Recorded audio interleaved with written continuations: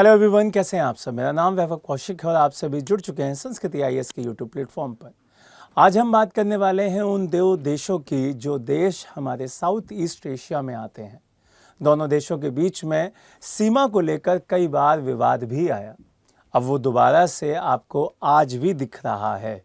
आज भी दोनों के बीच में गोला बारूद एक दूसरे के ऊपर फेंका जा रहा है। देश है थाईलैंड और कंबोडिया।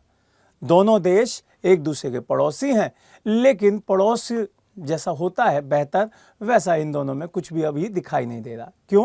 क्योंकि एक दूसरे की सीमा को लेकर ये लोग अलग अलग बयानबाजी करते हैं, एक दूसरे की सीमा पर अपना अधिकार बताते हैं। अब इसी सीमा विवाद को बेसिक से जानेंगे कि ये कब शुरू हुआ, इसका क्या मेन मुद्दा था, इसका क्या मेन कारण था। यहाँ पर आपको समझना होगा कि चीज़ें कब शुरू हुई, लेकिन उसके लिए सबसे पहले जब ये वॉर की कंडीशन पैदा हो जाती है तब यहाँ पे ये भी सामने आ जाता है कि अभी के वक्त में कौन से देश के साथ भारत खड़ा है। तो अब आपको बताना होगा कमेंट बॉक्स में कि भारत थाईलैंड की तरफ जाएगा या कंबोडिया की तरफ। अब इस पूरे मैटर को बढ़िया से समझते हैं। देखिए, अगर युद्ध की स्थिति है तो कोई ना कोई कारण भी होगा। अब वो कारण क्या है उसको समझ लेते हैं। ये मैप आपको दिखाई दे रहा होगा, ये मैप है साउथ ईस्ट एशिया का, जिसमें कई सारे देश आते हैं। उन देशों में एक देश थाईलैंड है और एक देश है कंबोडिया। दोनों ही एक दूसरे के पड़ोसी हैं।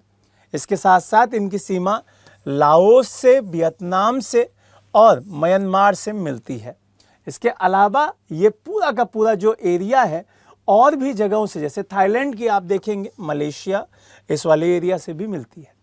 यहाँ पे जब आप इस मैप में इन दोनों देशों की लोकेशन समझ जाएंगे, उसके बाद आपको ये फील होगा कि भाई इनकी जो साउथ चाइना सी है उसमें भी बाउंड्री लग रही है, और जो आपका थाईलैंड वाला हिस्सा है उसका इंडियन ओशन के साथ बाउंड्री लग रहा है। तो कहीं ये चाल चाइना की तो नहीं है कि इन दोनों देशों के बीच में डिस्प्यूट पैदा किया जाए और इनका जो सीमा विवाद है उसका फ़ायदा उठाए चाइना और इससे कमज़ोर कर दे जो आपके साउथ ईस्ट कंट्रीज़ हैं उनको। यहाँ पे भारत की भी आपको सोच समझनी होगी कि भाई वो किस तरफ जाता है।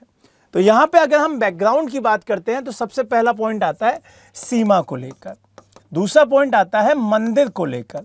कई सारे मंदिर ऐसे हैं जिन पर दोनों देशों के बीच में डिस्प्यूट है। एक मंदिर तो बहुत ही ज़्यादा इम्पोर्टेंट हो जाता है जिसका नाम है प्रहाविहित।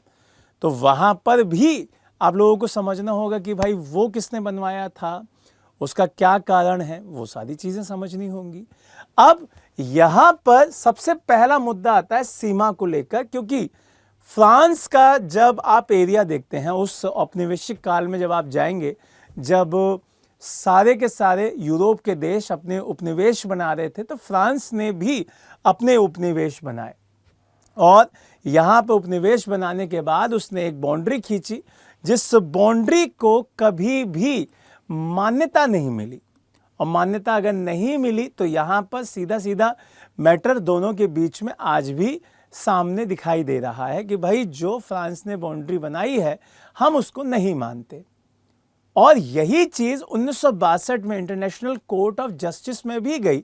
उस चीज़ को भी समझेंगे कि भाई उसमें क्या वर्डिक्ट आया। लेकिन सबसे पहले इन दो मंदिरों की बात कर लेते हैं। यहाँ पे एक मंदिर इधर दिखाई देता है, एक मंदिर यहाँ पे दिखाई देता है। जैसे कि इस मंदिर का नाम जो कि आपका कंबोडिया में है और उसका नाम है पिह बिहिर यर मंदिर। अब ये भगवान भोलेनाथ का मंदिर है। 10वीं 11वीं 12वीं शताब्दी के बीच में इसका कार्यकाल बताया जाता है और जो डांगरेक आपका पर्वत है उस पर यह स्थित दिखाई देता है। यहाँ पर कंबोडिया का ये मेन मंदिरों में से एक मंदिर माना जाता है।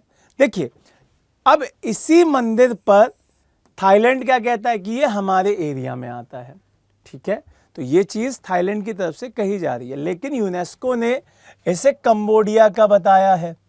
तो यहाँ पे इसका विरोध भी करता है वो कि भाई आपने कंबोडिया का कैसे बता दिया, ये हमारे एरिया में आता है। दूसरा जो मंदिर आता है आपका वो आता है ता मोएन थाम मंदिर। अब ये आपका थाईलैंड में आता है। तो इन दोनों पर कि भाई ये किसका है किसका नहीं है, इस पर पूरा का पूरा विवाद आज भी चल रहा है। यहाँ से अगर हम बात करते हैं, ये आपको जो फोटो दिखाई दे रहा है यही आपका शिव मंदिर है, जो कि आपका अभी की डेट में कंबोडिया का माना जा रहा है। दूसरी बात यहाँ पे सीमा की आती है भाई, कि सीमा विवाद जो अभी भी दिखाई दे रहा है वो 1960 से चल रहा है। जब फ्रांस का पूरा उनके ऊपर अधिकार भी था तब से ये चल रहा है। 1962 में इंटरनेशनल कोर्ट ऑफ जस्टिस ने इसे बताया कि भाई जो ये मंदिर वाला एरिया है ये कंबोडिया में आएगा, बाकी उसके ऊपर जो एरिया पड़ता है वो आपका कहाँ आएगा, वो थाईलैंड में आएगा। तो यही मेन कारण है इन दोनों के बीच में डिस्प्यूटेड एरिया का ना सॉल्व हो पाना, मंदिर का एक दूसरे के साथ टकराव दिखाई देना कि भाई दोनों ही अपना बता रहे हैं। ये चीज़ आपको समझनी है।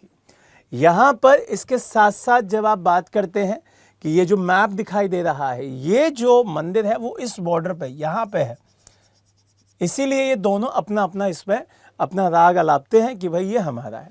अब बात करते हैं भारत की तरफ से कि भाई भारत का क्या इस पर स्टेटमेंट है। तो इंडिया की एक पॉलिसी है, इंडिया की पॉलिसी है कि आप एक्ट टू ईस्ट, है ना। तो ये चीज़ आपको ध्यान रखनी है कि भाई ईस्ट में हम कैसे देखते हैं, हम किस तरीके से काम करते हैं ईस्ट के देशों के साथ। तो यहाँ पे अभी हम लोग तटस्थ हैं, हम लोग किसी के साथ भी नहीं खड़े हुए हैं।